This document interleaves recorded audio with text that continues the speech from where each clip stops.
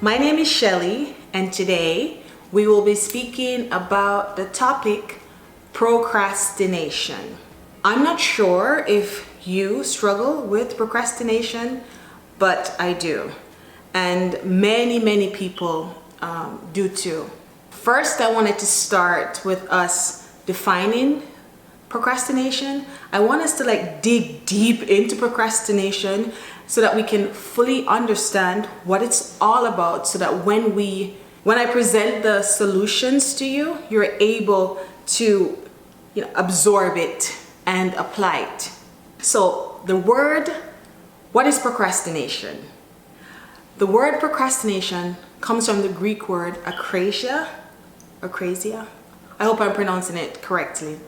And what it means is that we're acting against our better judgment. It's us not having or lacking self-control, lacking self-direction. It's the force that prevents us from following through and getting something done. It's us saying that we want to do something, and in one part we're going, saying we want to go left, but instead we keep going right. So it's a turmoil. It's as if we're fighting against ourselves, fighting against something that we need to do, but for some reason that force is preventing us from getting it done. So that is a summary in my own words of what procrastination is. The second question that I wanted to address was, why do we procrastinate? Why is procrastination happening to me? Why is procrastination happening to you?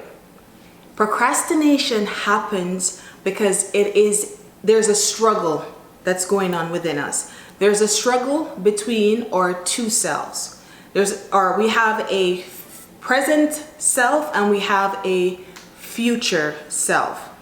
And what happens is that when we plan, when we set goals, when we have desires of changing our lives, when we have projects to do, when we have anything related to work or life in general, whatever it is that we have, what we aspire to do, it's not done in our present self. It's done in our future self.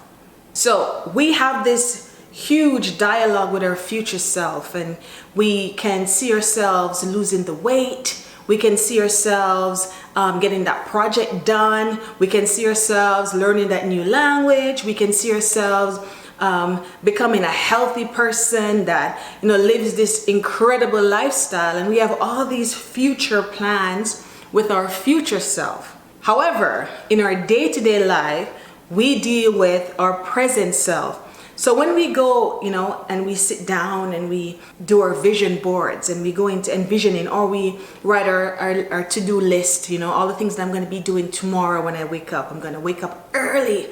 I'm going to exercise. I'm going to eat this incredibly healthy breakfast, and the rest of my day is going to be wonderful, right? I go to bed. I wake up. And guess who I wake up to? I wake up to my present self. And my present self is like, I am tired. I do not feel like going to work. I don't even feel like doing my hair. I don't feel like doing my makeup. I am not going to wake up and exercise. That's not going to happen. Maybe later. My present self does not care what my future self agreed to. My present self is against that, because my present self believes in immediate gratification. My future self believes in the wonderful long-term effects of an ideal life. My present self does not. They're not on the same page. My present self said, well, you know what? You can do that tomorrow in your future self, but the present self does not want to take the effort to get it done. So just to do a recap, why do we procrastinate? We procrastinate because we struggle with our future self that makes the decisions for us of what it is that we want to get done, and our present self that is governed by immediate gratification. It's governed by ease and pleasure and feeling good and doing everything that's comfortable. So whenever our future self plans something that makes my present self uncomfortable, that makes my present self not want to do it. Essentially, it's not a part of what's easy for me. It's not a part of, I'm not exercising now and becoming, you know, the size that I want, right? It's going to be, I have to keep doing this. My present self is like, that's too much work. And that's the struggle. And that is why we ultimately procrastinate. So now we understand what is procrastination. We understand why we procrastinate. Now, I want to give you 2 options on how you can apply it to your lives and effect change. And these are options that I use. I've read about them, different people bundle them in different ways. But essentially, it's 2 of the more usable, easy way to take care of procrastination for someone like myself that will not give too much effort in research and development. You know, I don't want to write a book on procrastination. I really just want to stop myself from procrastinating so that I can create the ideal life for myself. And I'm sure it's the same for you. You don't want to read 10 books just to figure out how to get your work done. You want something that's short and easily applicable to your lives right now. So the first option that I want to present to you in assisting you in stopping or even reducing procrastination in your life is called temptation bundling. So essentially what temptation bundling is, it is taking the things that you love to do and you do quite often and putting it against the things that you don't love to do or you procrastinate on. And you find a way to pair them. Yes. So you can pair what you love with something that you procrastinate on. And you can do it in 2 ways. 1, you can do it as a reward. Or 2, you can do it as a sequence. Like you can do before or after. So you plug it in, or you can even do it between 2 things that you love. And I'm going to give you a couple of examples because you might be wondering, what is she talking about? How do I pair what I love to do with the things that I procrastinate on or despise or makes me extremely uncomfortable? So I'm going to give you a couple of examples. The first step in temptation bundling is creating 2 columns. On 1 column, I want you to go through the day and write down all the things that you do often with ease and you love to do. And the second, and it could be more than 1 day because some things may occur on certain days. And the second is all the things that you procrastinate on and you really need to get them done because they're going to play a vital role in your work or your personal life or your family life. It's going to essentially make you create the life of your dreams or a life that's much better than what you have right now. So that's step 1. So get a piece of paper, get a pen or a pencil and start writing them down. Your wonderful love to do column and your procrastinating, hate to do, super uncomfortable but important and needs to get done. So step 2. Step 2, now you have your 2 columns. 1 column of all the things that you love to do, your favorite things, the things that are easy, the things that you have no issues doing them like every day, every hour of the day. That's your I love, I want, my pleasure column. And now and your second column, which is the things that I need to do but I never get done. I procrastinate, you know, exercise, eating well, work, housework, work, whatever it is that you procrastinate on. You have your 2 columns. Now you're going to bundle them, and I'll give you an example like that I use, I apply to my life. I love listening to audiobooks. So I will say something like, okay, I'm only going to listen to audiobooks when I'm exercising because I need to exercise. So I only play the audiobooks that I love while I'm exercising. Or I'll only watch my favorite TV show. I don't know what your favorite TV show is or shows are, but I'll only watch my favorite TV show while I'm folding the clothes or I'm ironing or I'm washing the dishes. Whatever it is, I'm only going to do it while I'm doing the thing that I love.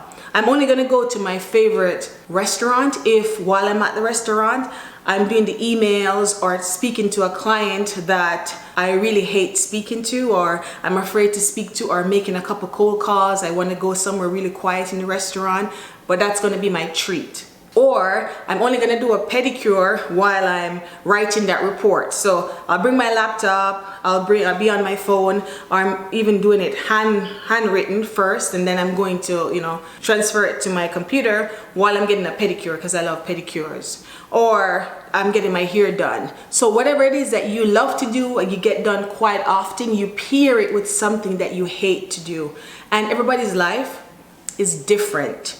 So whatever, you look into your life, and it may not work for everything, but it will work for some things. And if you have 10 things that you procrastinate on and you find a way to remove 3 or 4, you have already changed your life.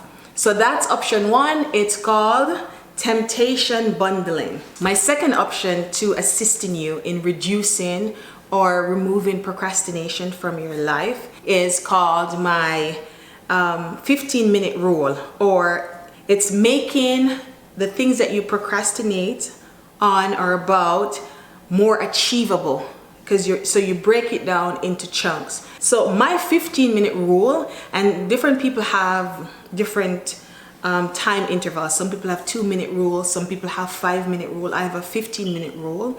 Is that if there's something that I'm procrastinating on doing or getting done, I say to myself, I make a deal with myself, I will do it for 15 minutes max, and I'm going to stop. The 15 minutes that I commit to doing, myself, my present self is okay with that normally. More than 15 minutes, it starts making excuses. Under 15 minutes, for me personally, myself, is like, why even bother if it's going to be, 2 minutes or 5 minutes? I can't convince my present self to agree to that. But 15 minutes is a sweet spot for me. So I'll tell my present self, do it for 15 minutes.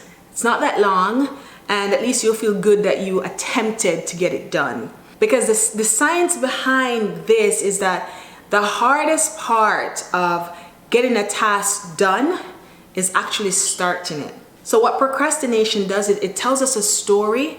And a lot of people that procrastinate is not because you're lazy. Sometimes it's because you're such a perfectionist. Sometimes you want to be so good at whatever it is that you get done or you want to do. You're afraid to start because you feel as if you may not measure up. You feel like it's not going to be good enough. You feel as if and sometimes it's overwhelming. Sometimes it's too big. The task is too big, and you're not capable of breaking it down into smaller chunks. So all of that mixed together causes you to go into a struggle with your present self. So I use my 15-minute rule, and you can use it too. Maybe it's going to be 10 minutes for you. Maybe it's going to be 5. Maybe it's even going to be 2. But what I found is that when I commit to the 15 minutes of doing that task, I end up doing much, much more.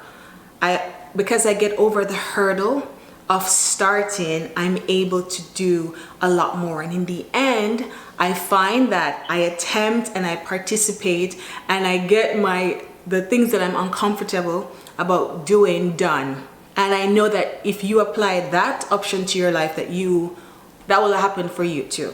So in summary, the 2 options that I use to reduce my procrastination, and I still procrastinate. I'm not living a procrastination-free life. I have days that none of my rules work for me, and I don't. But for most of the times, it is incredible.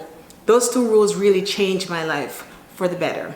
And in summary, it is 1, temptation bundling, pairing the things that I love to do and I do quite often with the things that I do not like to do, I put off, makes me uncomfortable. And when I reward myself, for me, some persons do it before and they reward themselves after. Some people, they do it during. So while I'm doing this that I love to do, I'm going to get this done.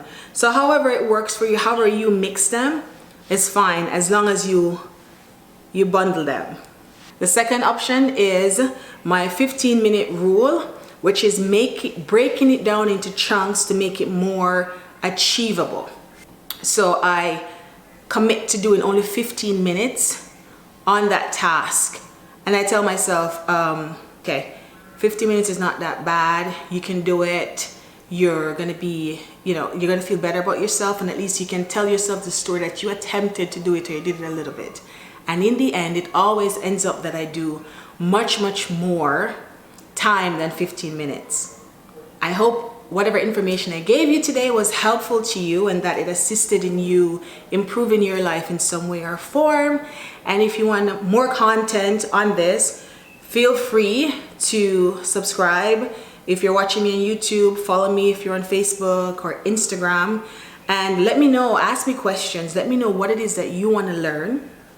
And our company Life Compass assists you in creating your ideal life, planning for it, and giving you the tools and the resources that you need to accomplishing it.